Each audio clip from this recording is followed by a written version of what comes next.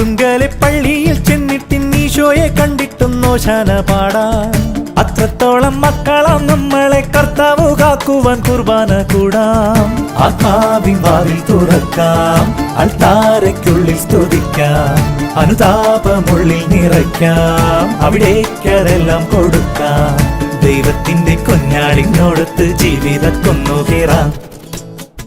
അർത്തുങ്കലെ പള്ളിയിൽ ചെന്നിട്ടിൻ ഈശോയെ കണ്ടിട്ടും നോശാന പാടാം. അത്രത്തോളം മക്കളാം നമ്മളെ കർത്താവ് കാക്കുവാൻ കുർബാന കൂടാം.